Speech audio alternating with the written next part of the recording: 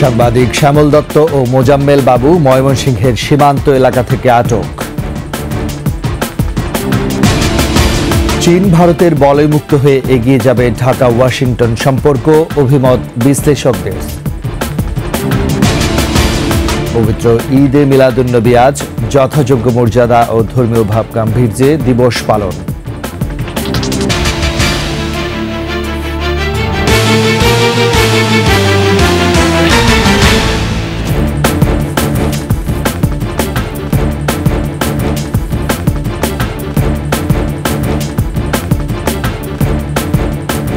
শুনছিলেন first security ইসলামী bank PLC সংবাদ শিরোনাম। আমন্ত্রণ 21 সংবাদে আপনাদের সাথে আছি আমি রাজীব জামাল। আর দর্শক, 21 টেলিভিশনের সংবাদ একই সাথে সরাসরি দেখতে পাবেন আমাদের ফেসবুক পেজ www.facebook.com/2124 অনলাইনে। এছাড়া সাবস্ক্রাইব করতে পারেন www.youtube.com/21etv চ্যানেলে। দৈনিক ভোরের কাগজের সম্পাদক শ্যামল দত্ত ও ৭১ টিভির ব্যবস্থাপনা পরিচালক মোজাম্মেল বাবুকে আটক করা হয়েছে। ময়মনসিংহের ধোবাউড়া দিয়ে ভারত সীমান্তের দিকে যাওয়ার সময় স্থানীয়রা তাদের আটকের পর পুলিশের কাছে সোপর্দ করে। এই সময় ৭১ টেলিভিশনের সিনিয়র রিপোর্টার মাহবুবুর রহমান ও প্রাইভেট কারের চালক সেলিমকেও আটক করা হয়। ধোবাউড়া থানার ওসি জানান, রোববার গভীর রাতে দক্ষিণ মাইজপাড়া ও পোড়া কান্দুলিয়া সীমান্তের মাঝামাঝি এলাকায় একটি প্রাইভেট কার সহ 4 জনকে আটক করে এলাকাবাসী। তারা সীমান্ত হয়ে অবৈধভাবে ভারতে পালানোর চেষ্টা করছিলেন বলে জানায় তারা। এই ঘটনা আইনগত ব্যবস্থার প্রক্রিয়াধীন আছে বলেও জানান ওসি।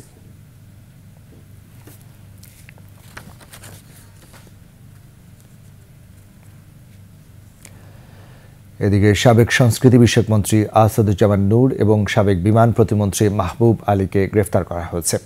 আজ তাদের আদালতে তুলে রিমান্ড চাইবে পুলিশ। বেইলি রোডের নওরতন কলোনি থেকে আসাদুজ্জামান নূরকে গ্রেফতার করে মহানগর গোয়েন্দা পুলিশ। মিরপুর থানার একটি হত্যা মামলায় তাকে গ্রেফতার করা হয়েছে বলে জানায় পুলিশ। 2001 সাল থেকে আওয়ামী লীগের হয়ে সংসদ সদস্য হন আসাদুজ্জামান নূর। সর্বশেষ দ্বাদশ জাতীয় সংসদ নির্বাচনে নীলফামারী 2 আসন থেকে সংসদ সদস্য নির্বাচিত হন তিনি। এদিকে রাজধানীর সেগুনবাগিচা থেকে গ্রেফতার করা হয় সাবেক বিমান প্রতিমন্ত্রী মাহবুব আলীকে। যাত্রাবাড়ী থানার মামলায় তাকে গ্রেফতার করে ডিবি কার্যালয়ে নেওয়া হয়েছে। মাহবুব আলী হবিগঞ্জ 4 আসনে টানা 2 বারের সংসদ সদস্য ছিলেন।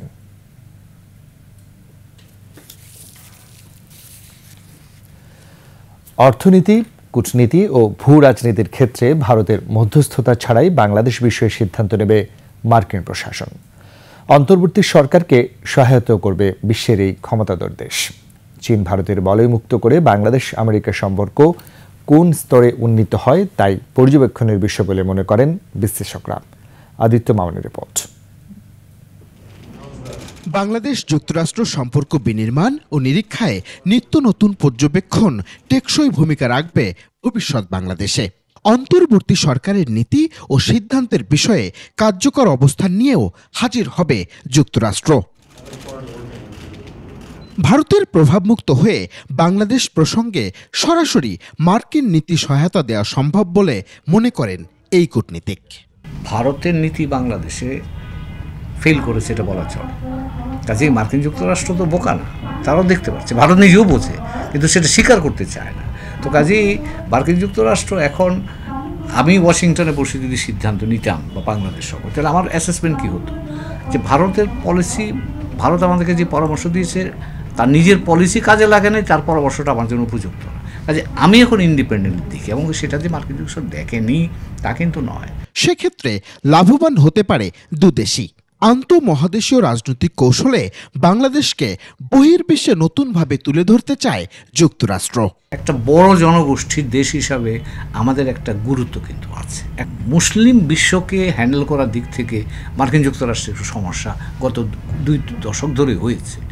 আমাদের সাথে তাদের এই সুসম্পর্কটা কিন্তু অন্য দেশগুলোর কাছে তার একটা দৃষ্টান্ত হিসেবে তারা সেটা ব্যবহার করতে পারে। কেবল কূটনীতি নয়, বাণিজ্যের জন্য যুক্তরাষ্ট্র বাংলাদেশের বড় ভরসাস্থল বলে মনে করেন এই বিশ্লেষক। এন্টায়ার নেটওয়ার্ক থেকে, ওয়েস্টার্ন নেটওয়ার্ক থেকে যে হেল্পটা আসবে সেটা আমাদের চিন্তা করতে হবে, এবং যে ধরনের কনসেশন কিংবা লোন পেমেন্টের ক্ষেত্রে ডিফার পেমেন্ট, এই অনেক কিছুই নির্ভর করবে যে আমরা কতটা স্টেবলভাবে দাঁড়াতে পারছি। তো যেহেতু এখানে একটা সিগন্যাল এখানে আসছে, আমেরিকা আসা মানে অল আউট আসা মানে যে স্টেবল করার জন্য। নির্বাচিত আর অন্তর্বর্তী সরকারের মধ্যে পার্থক্য থাকায় কৌশলগত ক্ষেত্রে ভিন্ন আচরণ হলেও ক্ষতির কিছু নেই বলেও মনে করেন তারা। আদিত্য মামুন, 21 টেলিভিশন, ঢাকা। 12 রবিউল আউয়াল জন্মগ্রহণ করেন ইসলাম ধর্মের সর্বশেষ নবী হযরত মুহাম্মদ সাল্লাল্লাহু আলাইহি সাল্লাম। 63 বছর বয়সে একই দিনে পৃথিবী থেকে বিদায় নেন সর্বকালের সর্বশ্রেষ্ঠ এই মহামানব। মুসলমানদের কাছে দিনটি বিশেষ মর্যাদার। সারা বিশ্বের মতো যথাযোগ্য মর্যাদায় বাংলাদেশেও পালিত হচ্ছে পবিত্র ঈদে মিলাদুন্নবী। মানিক শিকদারের রিপোর্ট। একসময় মক্কাসহ গোটা আরব নিমজ্জিত ছিল মানবতাহীন ভয়ঙ্কর এক অন্ধকারে। আল্লাহকে ভুলে বহু ঈশ্বরবাদ, পৌত্তলিকতা, অবিচার, কুসংস্কার, জুলুম, বেভিচার, মিথ্যাচার, হানাহানিতে যখন ডুবে যাচ্ছিল মানুষ, তখন স্বর্গীয় আলো ছড়াতে পৃথিবীর বুকে আসেন বিশ্ব মানবতার দূত হযরত মুহাম্মদ সাল্লাল্লাহু আলাইহি সাল্লাম।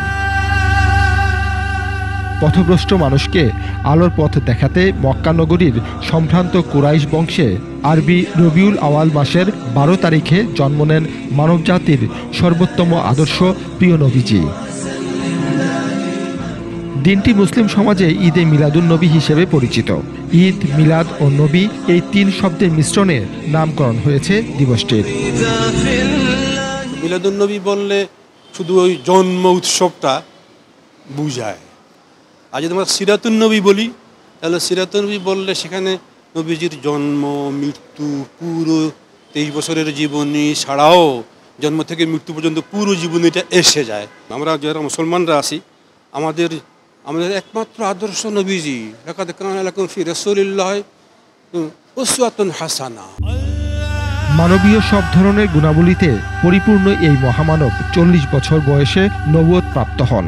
আজকের এই যে বৈষম্য চলছে পৃথিবীর সর্বত্র, এই বৈষম্য দূরীকরণে সবচেয়ে বেশি ভূমিকা পালন করেছেন, সফল হয়েছেন রাসূলুল্লাহ সাল্লাল্লাহু আলাইহি ওয়াসাল্লাম। পৃথিবীর শ্রেষ্ঠ এই দার্শনিকের উপর অবতীর্ণ হয় সর্বশ্রেষ্ঠ আসমানি কিতাব পবিত্র আল কোরআন, আর তার পুরো জীবন ছিল কোরআনের ব্যাখ্যা স্বরূপ। আপনি এমন কোনো দিক নাই যে দিক রাসূলুল্লাহ সাল্লাল্লাহু আলাইহি ওয়াসাল্লাম জীবনে নাই। যুগে যুগে অন্যায়, অবিচার আর যুদ্ধ বিগ্রহে অশান্ত পৃথিবীতে শেষ নবীর দেখানো পথ তাই এখনো প্রাসঙ্গিক। মানিক শিকদার, 21 টেলিভিশন, ঢাকা। নিচ্ছি সংবাদ বিরতি। যখন ফিরছি তখন অন্যান্য খবরের সঙ্গে আরো থাকবে।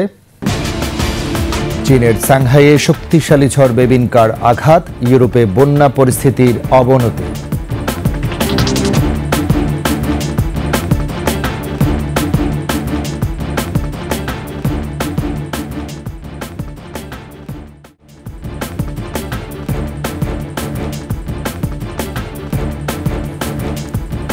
আবরো 21 সংবাদ।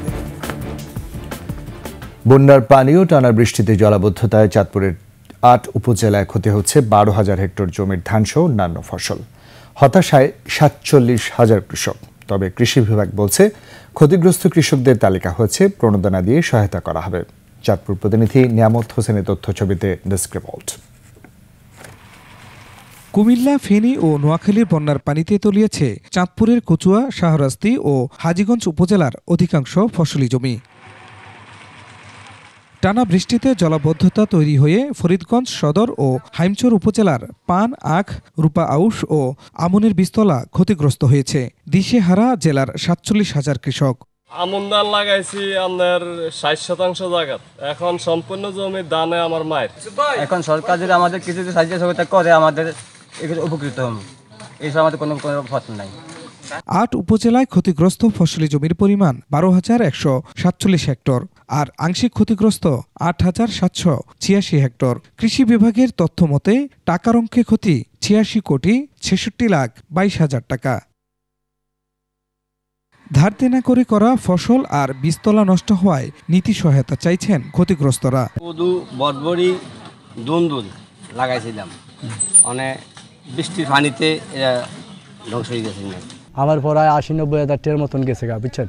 এখন যদি সরকার আমার কিছু অনুদান দেয় তাহলে আমি আবার একটু সারিয়ে উঠতে পারি আর কি। বন্যায় ক্ষতিগ্রস্ত কৃষকদের ঘুরে দাঁড়াতে সহযোগিতা দিয়ে পাশে থাকার আশ্বাস কৃষি বিভাগের। আমরা মনে করছি যে সামনে যে ফসল সেটা হচ্ছে রোপা আমন। রোপা আমনে সরকারের পক্ষ থেকে বীজ সার এগুলোর সরবরাহ করা হচ্ছে যাতে অতি দ্রুত সম্ভব তারা বীজতলা করে ক্ষতি পুষিয়ে নিতে পারে।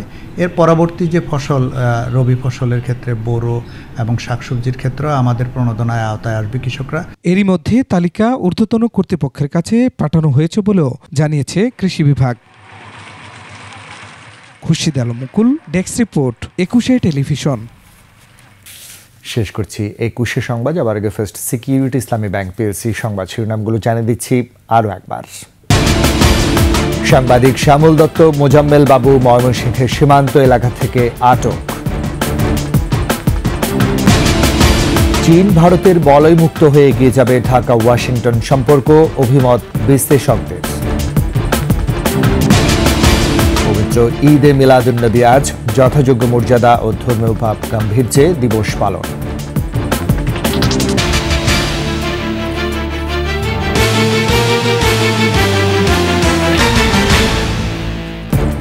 সবশেষ খবর জানতে ডায়াল করুন 202 নম্বরে, ভিজিট করুন 21-tv.com এর ওয়েবসাইটে। ফেসবুকে ভিজিট করতে পারেন www.facebook.com/2124 অনলাইনে। এছাড়া সাবস্ক্রাইব করতে পারেন www.youtube.com/21ETV চ্যানেলে। এতক্ষণ সাথে থাকার জন্য ধন্যবাদ। পরবর্তী সংবাদ বেলা 12টা 55 মিনিটে দেখার আমন্ত্রণ রইল। 21-এর সাথেই থাকুন।